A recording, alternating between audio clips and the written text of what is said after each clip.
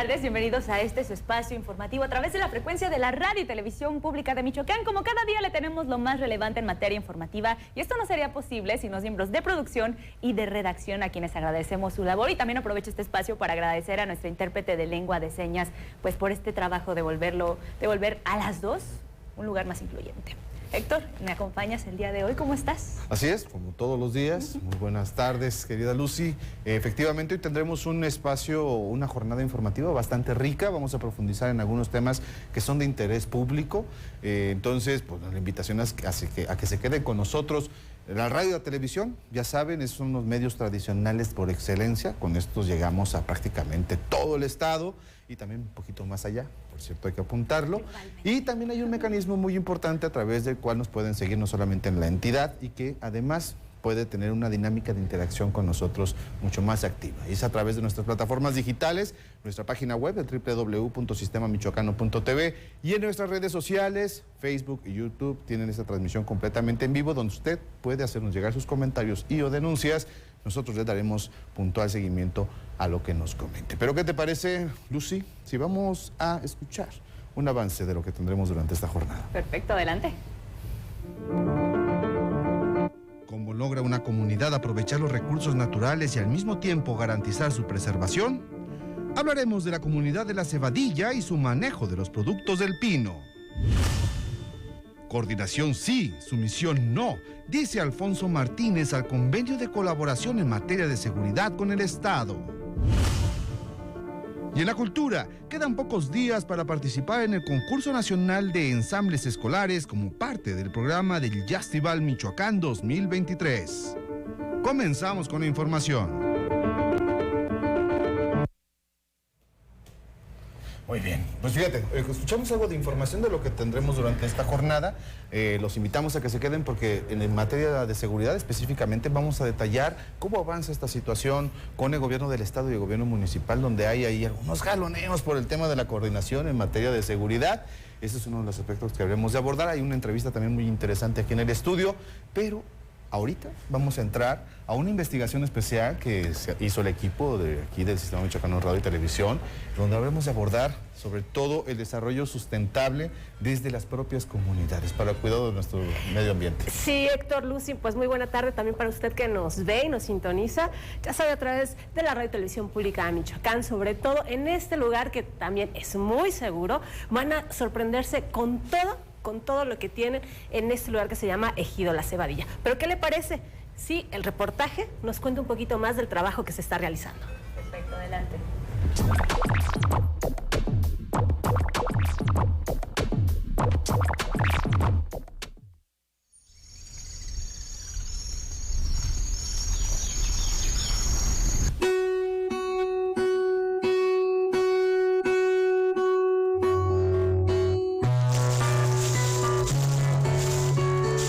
Luego de varios kilómetros de brechas difíciles de transitar, pese a la polvareda, observamos las casas con sus corrales y vacas. Así, comienzan a aparecer aquellos que tocaron el cielo mucho antes que el humano llegara al ejido La Cebadilla.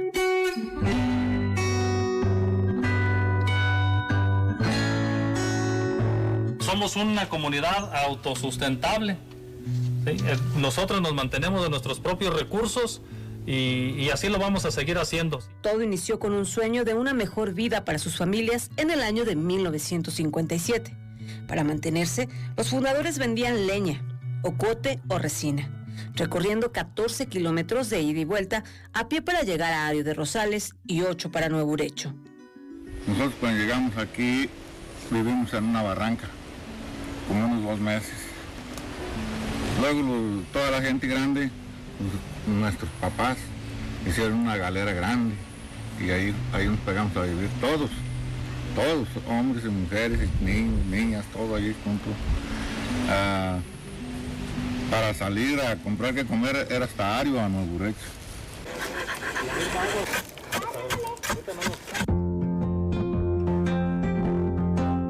Para el año 2019, las nuevas generaciones comenzaron a cosechar lo sembrado más de 60 años atrás.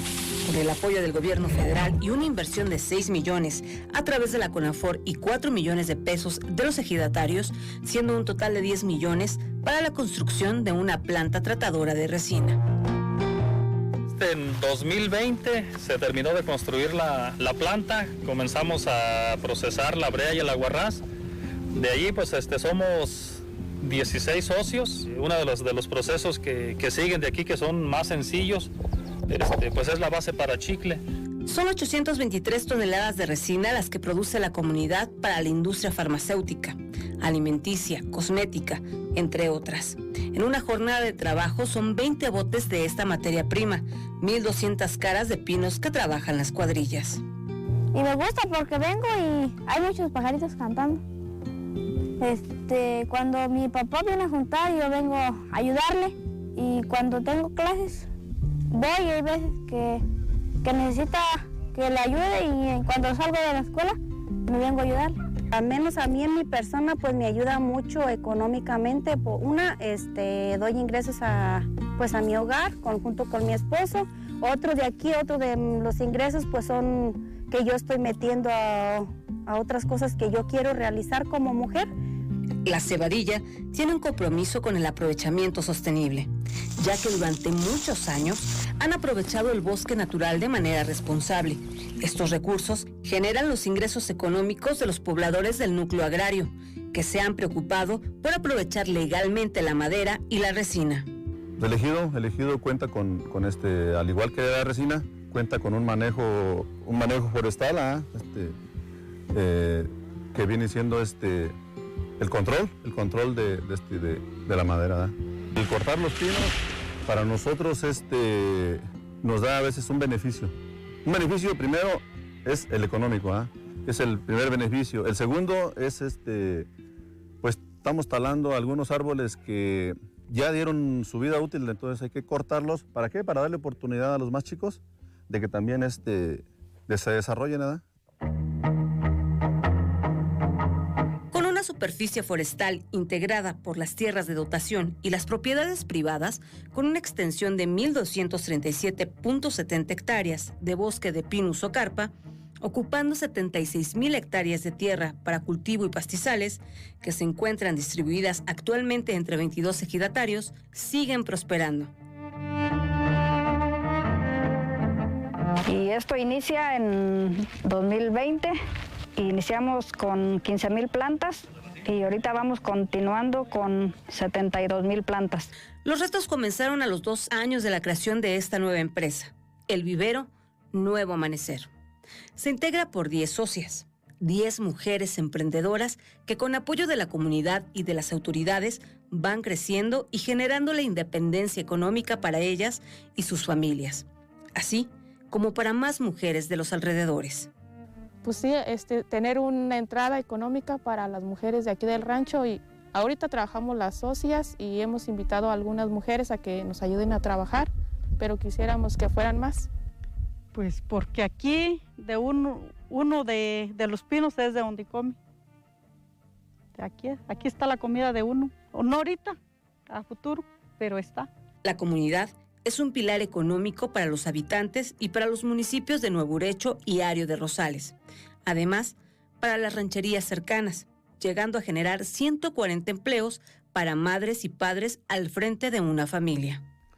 Es una nómina semanal que anda alrededor de los 100,000 pesos, 80, 90, 100,000 pesos, dependiendo las personas que ocupemos y dependiendo el mes en que nos encontremos. Actualmente, el ejido cuenta con la empresa tratadora de resina, la cual consta de un área de destilación, una bodega, un laboratorio, barda perimetral, centro de acopio, caseta de vigilancia y el vivero Ejidal Nuevo Amanecer, conformándose como una comunidad autosustentable y siendo un ejemplo a seguir del cuidado de la riqueza natural de las tierras michoacanas. Inclusive yo le he dicho a mis hijas, el día que yo me muera, me le ponen unas ramas de pino en lugar de flores.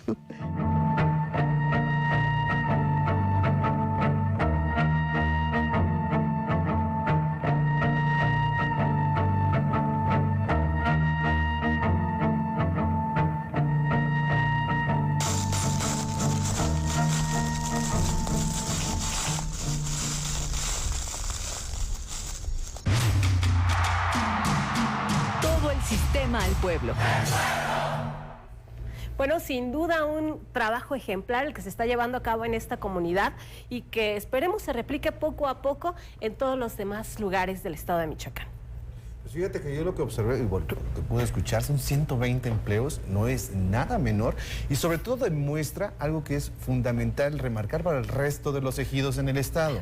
Se puede tener desarrollo sostenible en los bosques sin acabar con nuestros recursos naturales. Vivir y esto es importantísimo, ¿no? Fíjate que de hecho en este tema que toca sector es importante también resaltar que han llevado o han tenido visitas de manera internacional para poder llevar este ejemplo a otros lugares. Entonces, sin duda, un acierto muy bueno tanto del gobierno del estado como federal en el apoyo a este crecimiento del ejido. Sí, no debe de haber un descuido a quienes buscan desde la propia organización proteger sus recursos naturales y que esto puede generarles estabilidad económica y por ende oportunidades y con esto pues protegemos de manera cíclica nuestros recursos y pues se genera estabilidad en nos mantenemos, esto es como un ganar-ganar, ¿no? Claro. Un círculo virtuoso, sobre todo aquellas personas que le están apostando mucho al aguacate y a la deforestación del aguacate, volteen a ver el pino. Porque el pino todo se aprovecha, nada se desperdicia y al contrario, no se pierde nada, tienen una inversión que en muy poco tiempo van a ver y van a poder crecer sus hijos con trabajo, van a tener trabajo que van a poder dar a las demás personas que los rodean. Así es. ¿Me pudiste haber dicho mejor, Gemma? Bueno, ya tenemos la llamada telefónica con el reporte vial de nuestro compañero Pepe Toño, director de Exeni, que justamente nos tiene los pormenores de lo que sucede aquí en la capital michoacana. Pepe Toño, te saludamos con muchísimo gusto. Gracias, Lucy, Héctor, ¿cómo están? Muy buenas tardes también a todo el auditorio en este jueves caluroso, pero accidentado, aquí en la ciudad de Morelia. La semana pasada eran los números diferentes. Accidentes en carreteras particularmente, todavía en la Semana Santa no se diga, bueno, obviamente también en la de Pascua, en el periodo vacacional.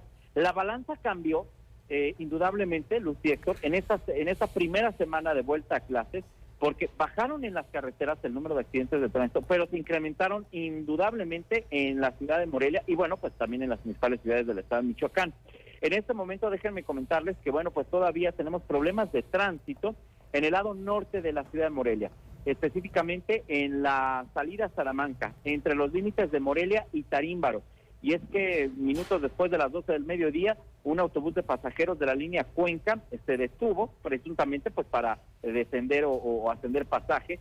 Estando detenido un vehículo, una camioneta particular que venía evidentemente a exceso de velocidad, se impactó en la parte trasera y posteriormente llegó otro más. Fueron 3 vehículos, 2 vehículos particulares y el camión de pasajeros. 5 personas lesionadas, no de gravedad por fortuna, pese a lo grotesco del percance de los añicos que quedaron los vehículos.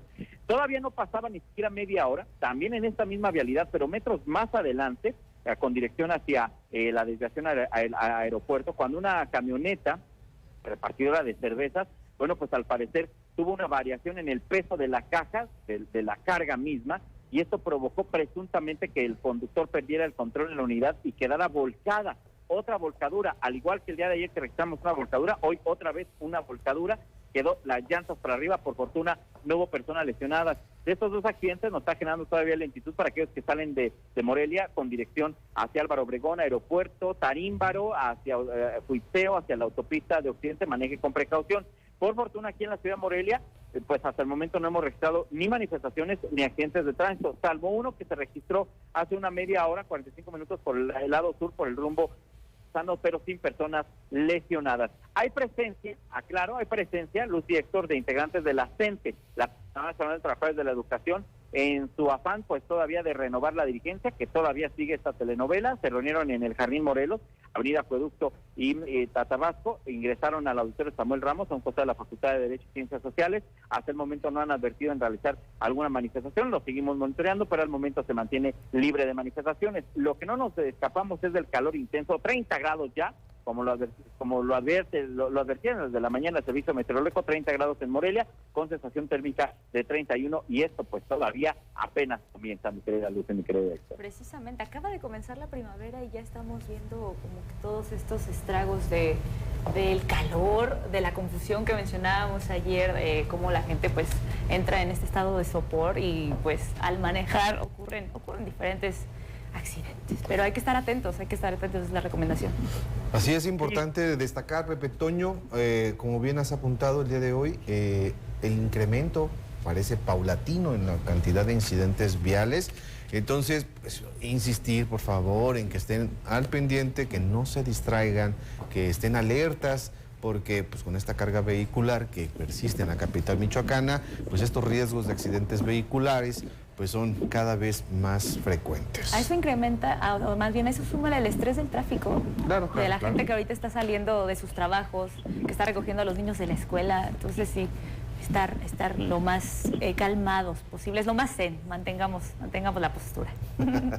Así es, exactamente como ustedes bien lo comentan. Número uno, hay una excesiva carga vehicular. Hay muchos vehículos en la ciudad de Morelia, dicho de manera práctica. Número dos, las vialidades en la ciudad de Morelia no han crecido a la par, de tal suerte que por mínima que sean las vialidades, se saturan. Y número tres, este cambio de temperamento, hay que decirlo, este cambio de ánimo en los automovilistas generado pues por muchas razones, clima, manifestaciones, obras, el tren, etcétera, etcétera, y eso también se ve mermado en el ánimo de los conductores y que también se traduce en accidentes de tránsito. Así que como bien lo apuntan, Lucy y Héctor, pues mucha precaución, de verdad mucha precaución, no se distraiga, sus 5 sentidos puestos al volante para evitar los accidentes de tránsito.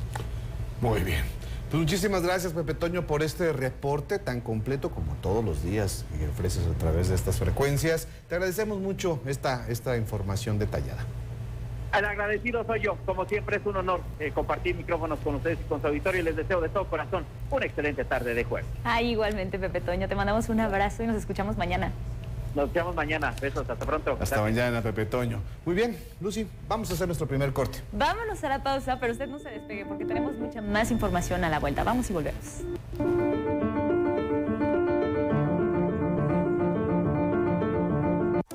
Hola, hola, qué bueno que estás aquí. Bienvenido a Curiosamente. No te puedes perder Curiosamente, donde aprenderemos juntos de una manera divertida y muy sencilla. Nos vemos todos los viernes a las 5:30 de la tarde y si te lo perdiste, repetición los domingos a las 4:30 de la tarde.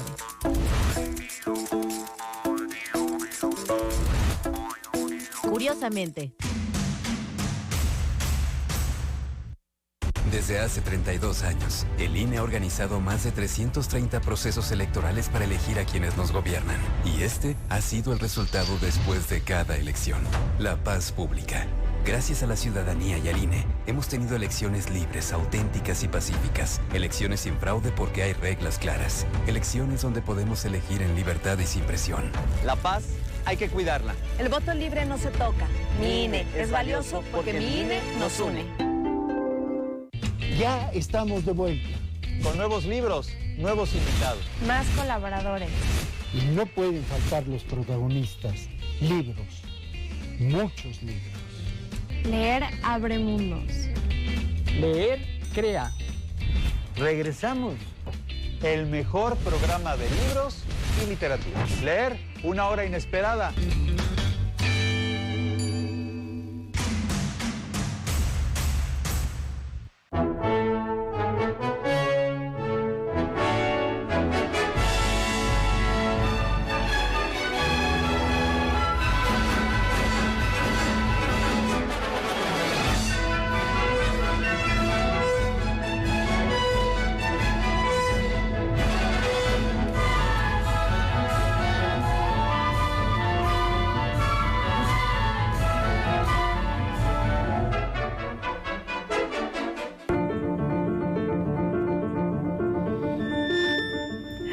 De la pausa, muchísimas gracias por continuar con nosotros y les damos la bienvenida aquí en el estudio a Juan Eulogio Sandoval Vargas. Él es director general de la Policía Auxiliar. Tenemos mucho que conversar. Bienvenido. Gracias, muchas gracias. Excelente tarde. Un gusto estar aquí con ustedes. En esta tarde calurosa de jueves. Un poquito caliente, pero a gusto. Sí, primero que nada me gustaría aperturar esta conversación pues haciendo la diferencia de las labores que realiza la Policía Auxiliar en comparación con con otras instituciones de seguridad pública. Lo comentábamos anteriormente, antes de regresar de la pausa. Un panorama amplio de... Ok, sí.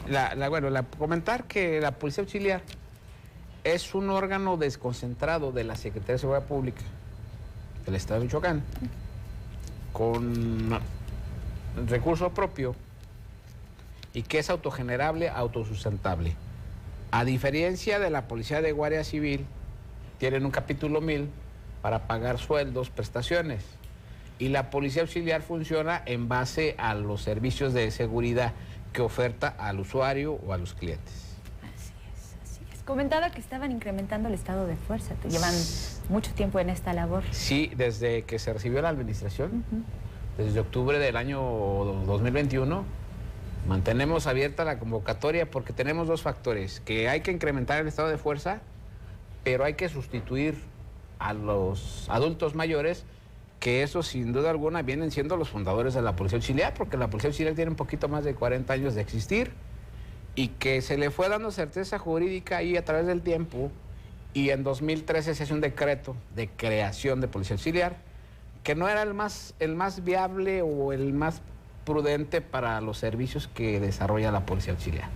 Y que en base a eso, el plan de trabajo que se le presentó y que nos aprobó el gobernador del estado, el maestro Alfredo Ramírez Bedoya, primeramente era meter a la Policía Auxiliar dentro de la ley del Sistema Estatal de Seguridad Pública, para darle esa certeza jurídica que lleva, y después enderezar este decreto de creación de 2013 y que vaya emparejado o vaya de la mano junto con la ley del Sistema Estatal de Seguridad Pública. Sí, además tiene una labor titánica porque tienen que certificar a todos estos elementos que se están integrando. Así es. ¿Cómo van con ese trabajo? Ahí también es una instrucción de, primeramente era cumplir con la normativa de la licencia oficial colectiva. De todos los que estaban dentro en ese momento de la licencia oficial colectiva tendrían que ser evaluados física, mentalmente, toxicológicamente y con el respaldo de una evaluación de control de confianza. Entonces así iniciamos para revalidar la licencia oficial colectiva, pero de ahí se nos desprende y se nos baja la instrucción de que toda la Policía Auxiliar, toda, los 1.700, que no todos son policías, algunos son administrativos, pero la instrucción es que todos sean evaluados en este centro de evaluación para llegar a tener esa certificación, y que no va a ser la única. También estamos trabajando con CALEA para que tengamos la certificación que luego pide la Embajada norteamericana. ¿Y en qué consisten los requisitos que piden estas certificaciones? La del C3 son muy básicos, una entrevista en entorno socioeconómico, cumplir o manifestar un estado honesto de vivir, una carta en antecedentes y unas evaluaciones que ellos les hacen en su centro. Y esa certificación americana. La de CALEA estamos iniciando el proceso. No se tenía, es algo que se va a dejar y que a partir de esta administración se está gestionando. Y es una certificación que pide precisamente la Embajada norteamericana, y como es una instrucción del gobernador que también brindemos la seguridad al sector productivo, en este caso se nos junta con Uruapan, que viene gente de la Embajada de Estados Unidos a supervisar, viene alguien de USDA, AFIS, a supervisar las huertas, la calidad del producto que se produce, perdón por la redundancia, pero bueno, el asunto es que hay normas que se piden y que CALEA, por ser una certificación que ellos les piden, nos viene a ayudar mucho. Muy bien. Son varios logros también los que han tenido durante esta administración, ¿correcto? Sí, entre ellos el incremento al estado de fuerza en un 30-40%, se reciben 1.200 y tenemos un fenómeno de deserción, unos porque se jubilan, otros porque buscan otro trabajo. De diciembre del 21 a enero del 22 se nos van casi 200, pero como tenemos nuestra convocatoria abierta, hemos convocado casi un poquito más de 1,000 gentes, hemos evaluado 990, porque ya ahora pasan un filtro, se hace una evaluación de ingreso, es algo muy fácil, una evaluación médica, psicológica, toxicológica, y es como un prefiltro para mandarlos al Centro de Evaluación de Control y Confianza, lo que conocemos como el C3. y que al día de hoy somos 1,730. Entonces, sí hemos crecido. También hemos obtenido otros contratos, hemos podido ofertar los servicios de policía auxiliar a otros entes del sector productivo, a la iniciativa privada y al gobierno del estado, desde luego. Pero la intención o la instrucción es de que en Michoacán, no solamente Morelia, Michoacán, existe la policía preventiva a través de Guardia Civil y existe la policía municipal del municipio, que es autónoma, muy respetable, pero que el modelo que se pretende establecer es que, como en Ciudad de México, tengamos la seguridad con una policía complementaria, que en este caso ya es la policía auxiliar, a través de la reforma que se le hace a la ley del sistema estatal de seguridad pública y el tema de la policía preventiva. Que caiga sobre estas dos pilares. Pues estos dos brazos, por así decirlo, que son dos instituciones que vienen siendo al final de cuentas de gobierno, uno con recursos propios de lo que se genera y otro con un presupuesto del mismo gobierno del estado. Hay varios retos. Está leyendo por ahí que tienen como que la meta, obviamente, en el sector privado, específicamente en la parte de agricultura. Van a estar protegiendo específicamente al sector aguacatero. Sufren bastantes percances en los traslados, sí. ¿Correcto? ¿Cuál es la estrategia ahí? Ahí bueno, ya tenemos un grupo trabajando desde la administración pasada que continúa garantizando la seguridad de los empacadores, de los comercializadores. Y se hacen recorridos y hay constante vigilancia. Se hace el acompañamiento, o se tendrá que hacer el acompañamiento también de los camiones que lleven las frutas. Desde el huerto a la empacadora y luego de la empacadora al destino final, ya sea un contenedor, un aeropuerto o una ciudad. Muy bien. ¿Cuáles otras metas, ya para finalizar esta entrevista, son las que están en puerta? Bueno, aparte, el tema del sector bancario. Brindamos seguridad bancaria y por eso firmamos un convenio con la Ciudad de México, con nuestro gobernador, con la jefa de gobierno de Ciudad de México, para que nos capacite la policía, en este caso pues, la especializada, Policía Bancaria Industrial, donde nos viene a ayudar con un tema de traslado y de custodia de bienes y valores.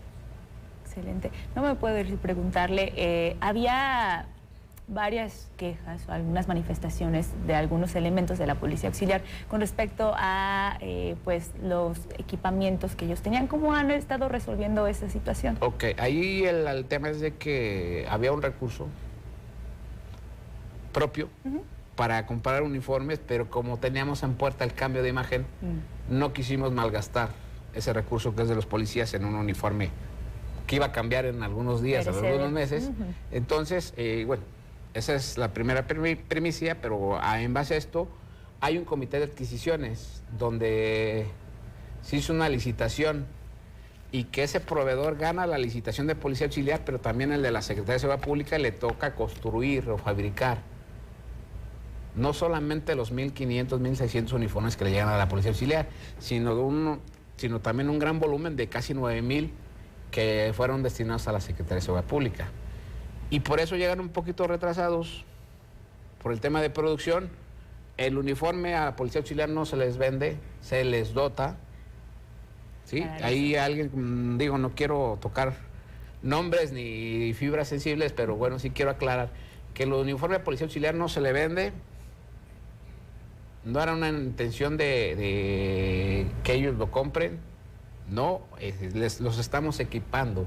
Y dentro del equipamiento va el uniforme, desde luego, que ya por ahí ya lo vieron con una camisa blanca que nos viene a ayudar mucho, pues precisamente para el tema del verano, pero que antes de esto nos dimos a la tarea de hacer un manual de organización y un manual de identidad, donde vienen varios uniformes que debe de estar publicado en la página de transparencia. Así es. Si lo buscamos ahí en el portal de transparencia, Policía Auxiliar, por ahí debe estar, está publicado en el diario oficial el tema del manual de identidad, y que también por ahí van a encontrar los tabuladores, porque también alguien preguntaba cuánto les cuesta.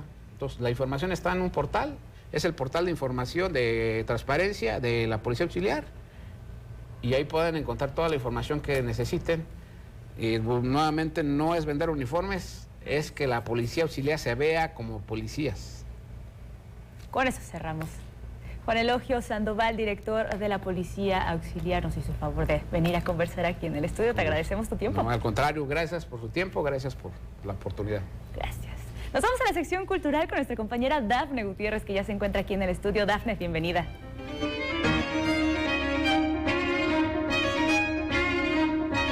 Lucy, ¿qué tal? Muchas gracias. Así es, bienvenidos todos a la cultura michoacana. Tenemos lo más relevante del día. Y bien, esta mañana se dio a conocer que del 28 al 30 de abril se llevará a cabo la edición ya número 21 del Jazztival en Morelia. Mi compañera Mayra Hurtado nos tiene todos los detalles. Conciertos, masterclass, diálogo poético, talleres y otras actividades se llevarán a cabo en el marco de la 21 edición del Jazztival de Morelia, que se realizará del 28 al 30 de abril. En conferencia de prensa, el director del evento, Juan Alzate, compartió detalles sobre el programa que se realiza en el marco del Día Internacional del Jazz. El festival este año se va a llevar a cabo, como ya se comentó, del 28 al 30 de abril de este año. Y una de las razones por las cuales lo hacemos en esta fecha es porque el domingo 30 coincide con la celebración del Día Internacional del Jazz a nivel mundial, que se celebra de manera simultánea en todo el mundo. Morelia fue, si no la primera, fue una de las primeras ciudades que celebró este día, que fue aprobado en el 2011. En esta edición se contará con la participación de la Orquesta Sinfónica de Michoacán en un concierto que se realizará en el Teatro Ocampo, informó la titular de la Secretaría de Cultura del Estado, Tamara Sosa Alanís. Va a estar aquí en la Casa de la Cultura, va a estar en el Teatro Ocampo, va a tener la participación de la Orquesta del Estado, entonces pues viene un programa muy interesante. El sábado 29 de abril habrá también actividades para niños, destacó la secretaria de Cultura de Morelia, Fátima Chávez Alcaraz. Invitar que no se pierdan el programa de estos 3 días de festival, y vamos a tener además una clase, invitar a todos los niños de Morelia, va a haber una clase de jazz para los niños de Morelia en la calzada Fray Antonio de San Miguel. Va a ser el día 29 a las 5 de la tarde. La programación de los 3 días se puede consultar en las páginas oficiales de las Secretarías de Cultura de Morelia y Michoacán y directo en la del Jazztival. Para la Radio y Televisión Pública de Michoacán, en la Cámara Isaac Olivares, reportó Mayra Hurtado.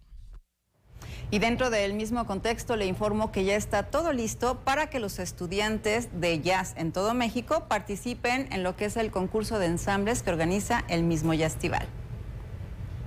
Con el objetivo de promover la creación y la profesionalización de grupos estudiantiles que interpreten jazz, el comité organizador de Jazztival Michoacán 2023 convoca a su tradicional concurso nacional de ensambles escolares, el cual está dirigido a todos los estudiantes de música radicados en la República Mexicana, que se encuentren realizando sus estudios en alguna institución o escuela de música pública o privada. La convocatoria cerrará el lunes 24 de abril del año en curso, cuyas inscripciones son gratuitas, y para realizarlas los grupos deberán enviar su información al correo electrónico jazztivalmichoacan@gmail.com.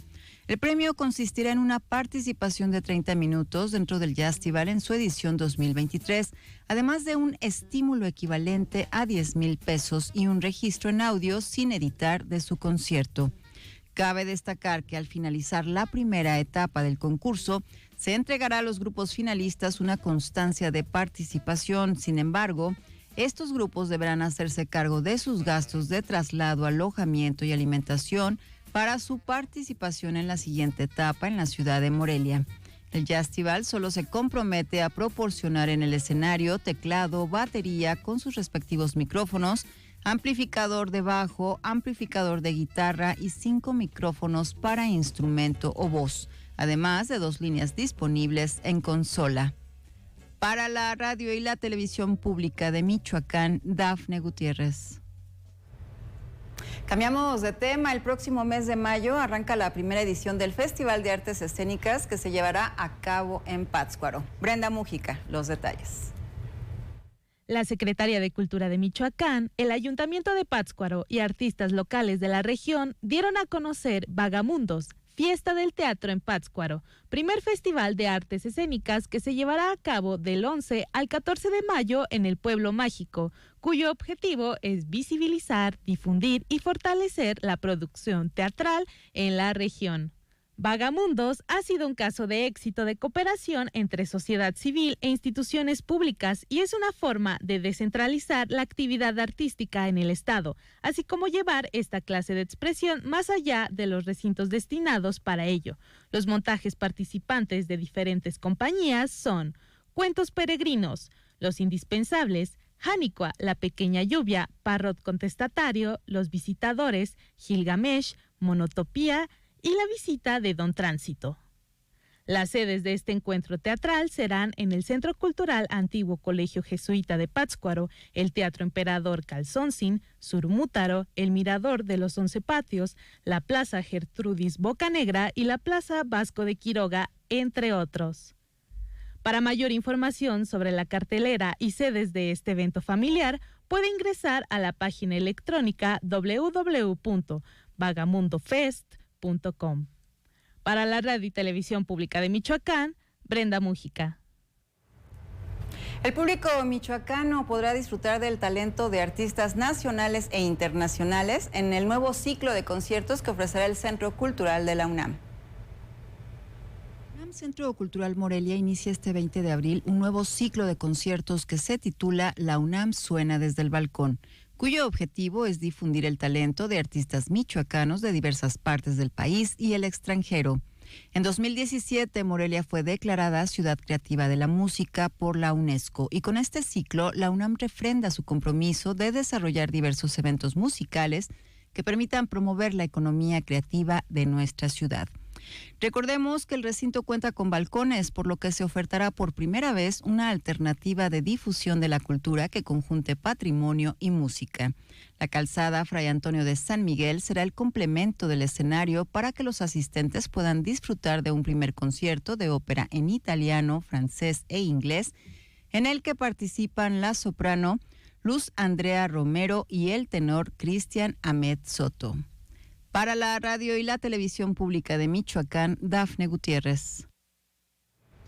Y desde este jueves en el Centro Cultural Clavijero se presentará una serie de actividades y encuentros sobre los estudios de la cultura material de la creación de fenómenos artístico-culturales en Michoacán, todos relacionados al patrimonio cultural, así como al fomento e investigación y la lectura. Esta tarde se lleva a cabo la primera presentación de la publicación Globos de Papel del escritor Alejandro Arzola Cristóbal a las 17 horas en el auditorio del recinto. Mañana la red de escritoras en Michoacán, por iniciativa de Rocío Martínez, presentará las antologías El Sueño de Sor Juana y Mujeres con Mala Reputación a las 17 horas en el mismo lugar. Por supuesto, les recuerdo que todas las presentaciones son y serán con acceso gratuito. Bien, es todo por hoy en La Cultura. Agradezco su atención. Los espero el día de mañana. Ya lo sabe, aquí tenemos más información. Quédese, una pausa y regresamos. Muy buenas tardes.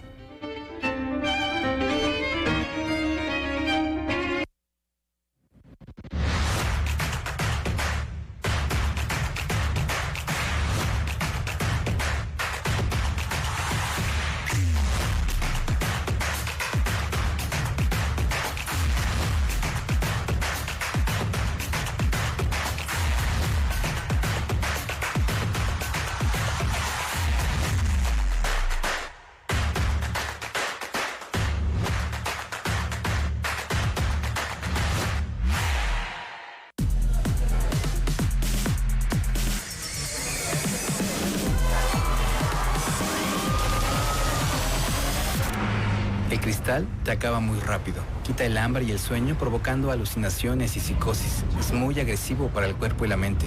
Ahora el narco añade fentanilo para engancharte desde la primera vez. Y el fentanilo mata. No te arriesgues. Si necesitas ayuda, llama a la Línea de la Vida, 800-911-2000. Gobierno de México. Tú no cuentas como mujer porque no tienes ni boobies ni nalgas.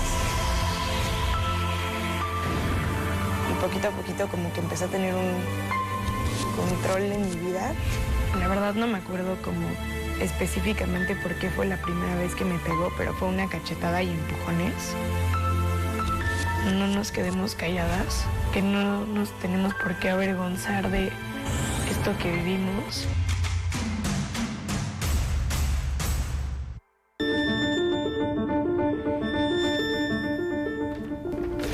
Muy bien, ya estamos de vuelta aquí en su noticiario a las 2. Muchísimas gracias por continuar con nosotros a través de la radio y televisión pública de Michoacán. Ha sido una jornada con muchísima información, pero pues bueno, hoy tenemos también una charla bastante interesante. Nos vamos a enlazar vía telefónica ahora con el doctor Víctor Vieira Avilés. Él es presidente del Comité de Participación Ciudadana del Sistema Estatal Anticorrupción. Con él platicaremos sobre este foro de buenas prácticas municipales, esto en lo que se refiere a la mejora regulatoria. Me da muchísimo gusto saludarte, Víctor. ¿Cómo estás? Hola, Héctor, ¿cómo estás? Qué gusto, a tus órdenes. La verdad que siempre es un gusto estar o tenerte del otro lado, ¿no? Entrevistando. Y saludos también a todo el auditorio que nos está escuchando. Muchas gracias. Sí, ya tenía rato que no nos saludábamos, pero a ver, platícanos sobre este foro que se va a llevar a cabo. ¿Cuál es el objetivo y bueno, cuándo se habrá cuál va a ser la dinámica? Vaya. Pues el objetivo de esta, y agradezco el espacio, pues es invitar a las personas que estén, digamos, con este interés, que trabajen en algún municipio, ¿no? A un foro de buenas prácticas municipales, justamente lo que sea del tema de mejora regulatoria. Uno de los aspectos que se está demostrado que ayuda en el impulso de la ética pública y del combate a la corrupción, pues es el tema de tener una regulación lo más afable, lo más expedita, lo más eficiente posible. Entonces, este es un primer esfuerzo, es el segundo evento de capacitación que tenemos como Sistema Estatal Anticorrupción. Sí. En este caso, pues ya hay confirmados la presencia de 45 municipios de los 113 que forman nuestro bello estado, ¿no? Y, digamos, vienen regidoras y regidoras, sus presidentes, o sea, diferentes participantes, ¿no? Órganos internos de control. También tenemos ya confirmados órganos autónomos, ¿no? El sector académico. Entonces, la idea es que sea un primer paso. ¿Para qué? Porque después lo que queremos hacer es, Michoacán, estoy seguro, y lo hemos visto, hay municipios que están haciendo las cosas muy bien, que tienen buenas prácticas. Entonces, la idea es empezar con este foro, que es un poco más de corte académico, para después hacer alguna convocatoria, invitar a las y los representantes, ¿no? Personas servidores públicas de los municipios, para ver qué estamos haciendo bien en Michoacán y que se compartan estas buenas prácticas.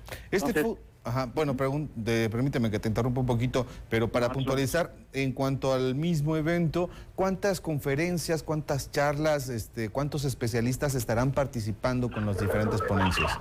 Pues mira, es una jornada que empieza el registro mañana a las 9 de la mañana, la inauguración es a las 9:30.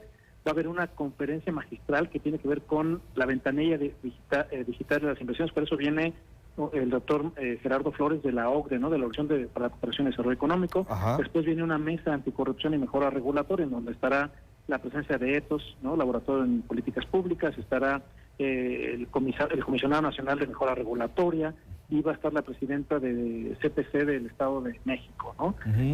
Después va a haber otro panel que es desafíos, ¿no? ¿Qué desafíos tenemos como en la materia de mejora regulatoria? Aquí en Michoacán está la doctora Claudia Verduzco, por ejemplo, que es de Observatorio Regional Zamora.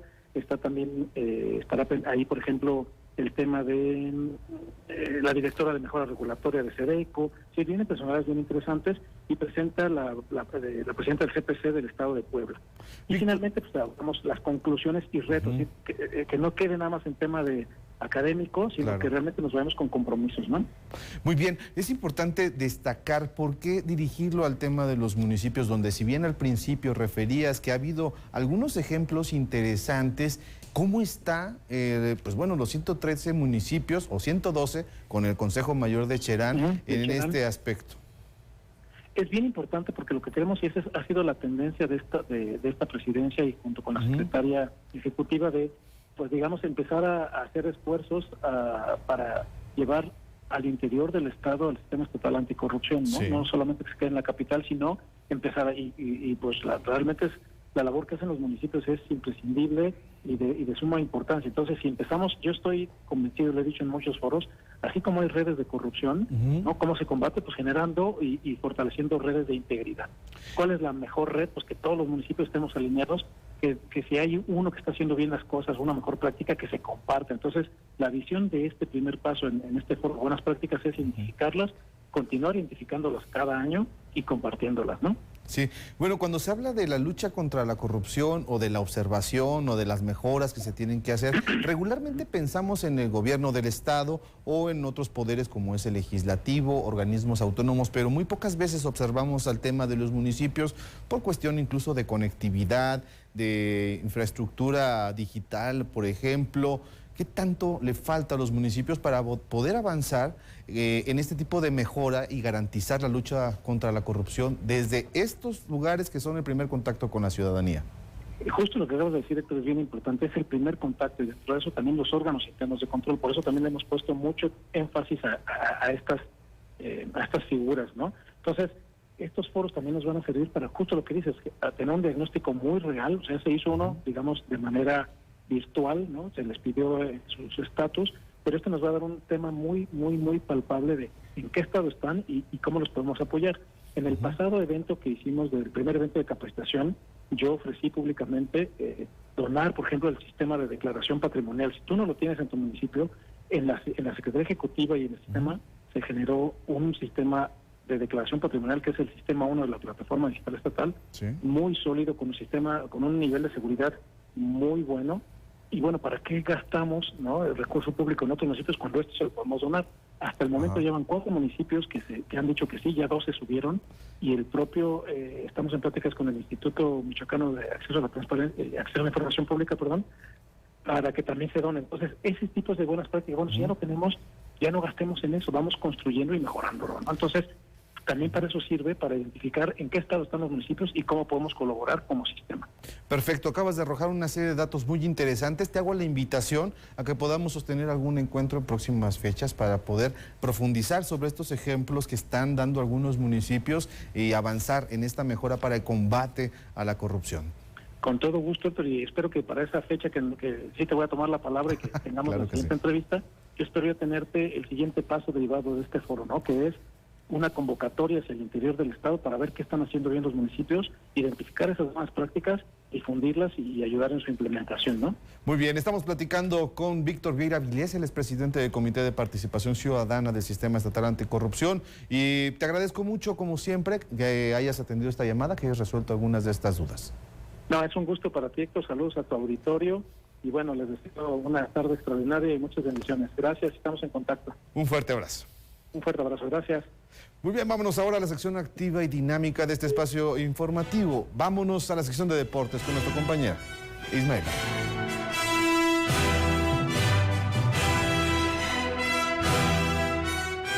Gracias, Héctor. Y vamos a la información deportiva porque hay bastante y cada vez se va a intensificar más porque ya están en puerta los Juegos Nacionales de CONADE y la actividad de los michoacanos será intensa. Por lo pronto, la ciclista michoacana Fátima Híjar, con dificultades para obtener el recurso para participar en el Panamericano de Brasil, por lo que realiza actividades para lograrlo. Una vez más, el desarrollo del deporte michoacano se ve afectado por la falta de recursos económicos. En este caso, la seleccionada nacional, Fátima Híjar Marín, quien no cuenta con el respaldo para poder asistir al Campeonato Panamericano de Ciclismo. No, se decidió, hablando entre todos, hacer una pequeña rifa de unos lentes de ciclismo.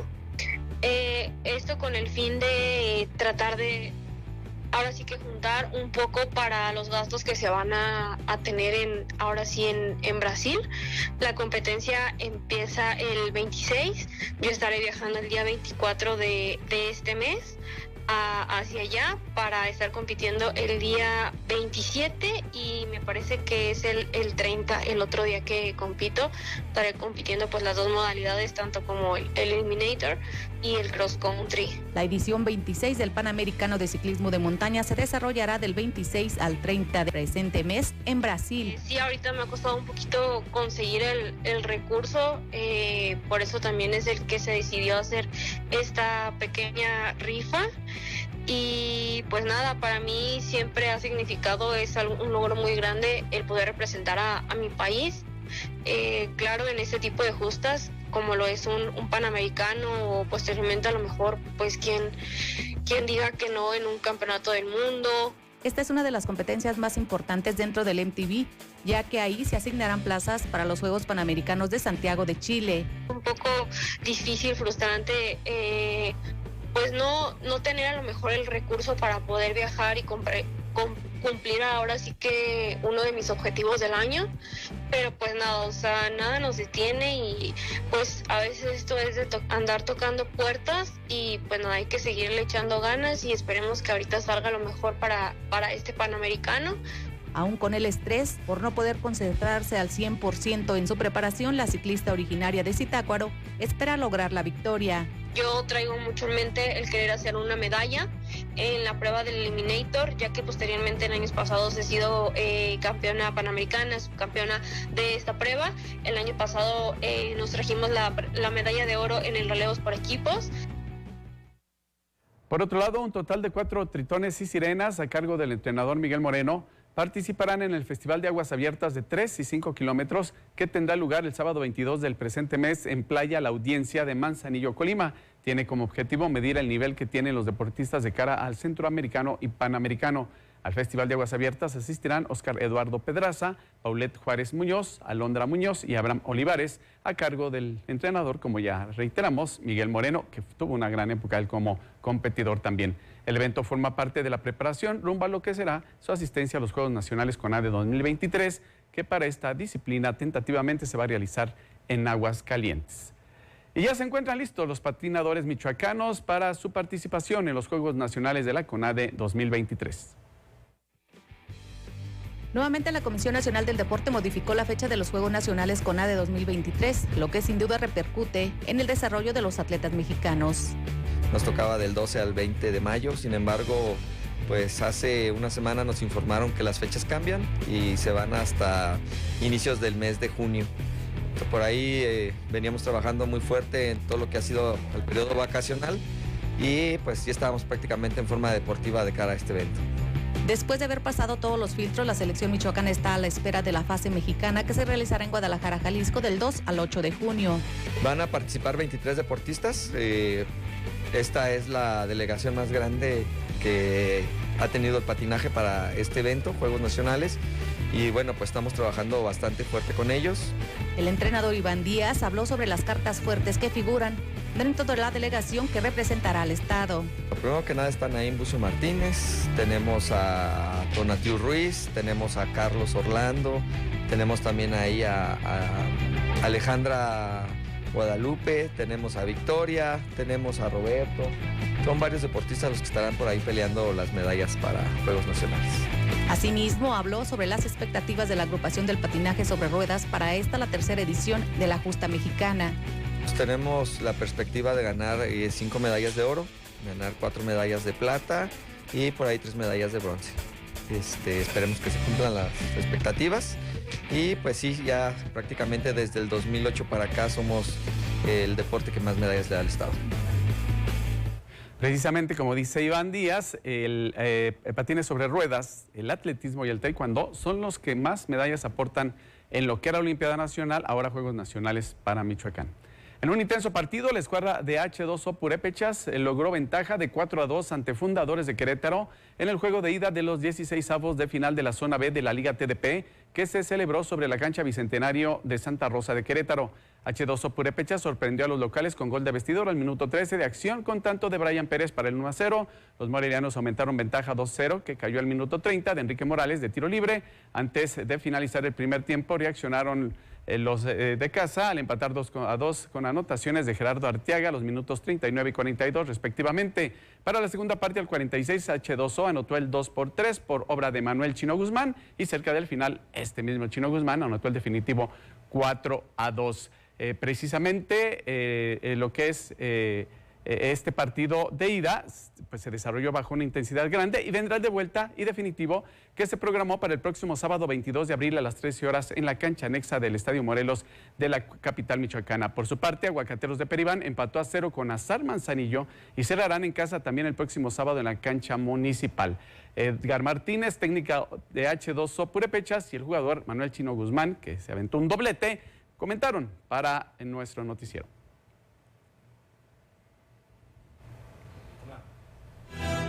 Siempre en estas instancias ya de liguilla el otro equipo cuenta mucho, estaban en su casa, nos logran empatar, pero supimos ante eso reponernos en el segundo tiempo y con buen fútbol y con buena actitud de los muchachos sacar el resultado y llevarnos esa gran ventaja a nuestra casa. Sí, muy feliz, es todo gracias también al trabajo del equipo y gracias al profe por darme la confianza y se dio el resultado. Por cierto, ya casi terminándose el primer tiempo, el conjunto de Atlético Chavinda está empatando a ceros con la escuadra de la Tribu de Ciudad Juárez, que se desarrolla precisamente allá en Ciudad Juárez, por cierto, en una cancha de pasto sintético. Ya le estaremos ampliando en los siguientes espacios la información. Es lo que tenemos en los deportes. Vamos a la pausa, volvemos. Esta es nuestra riqueza. No la destruyamos. No quemes tus bosques. Reporta al Centro Estatal de Incendios al 4433-082176, 4433-082135 y a COFOM al 4433-125043.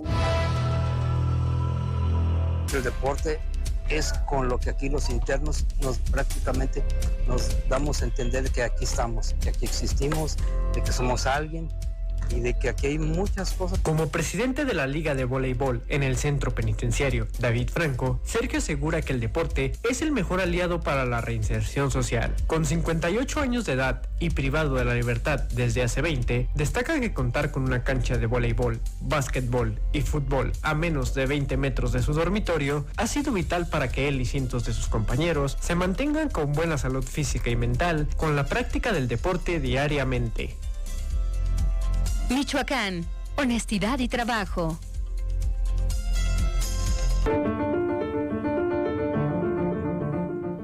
Regresamos de la pausa, más información aquí en su espacio noticioso informativo a las 2, ¿verdad, Héctor? Así es, y vámonos de manera rápida porque hoy el gobierno municipal de aquí de la capital michoacana anunció que, buscan que sí haya coordinación, pero no subordinación. Esto a través de un convenio de coordinación con el Estado, como se ha venido planteando en las últimas fechas. Pero escuchemos los detalles que fue presentado por el propio presidente municipal, Alfonso Martínez Alcázar.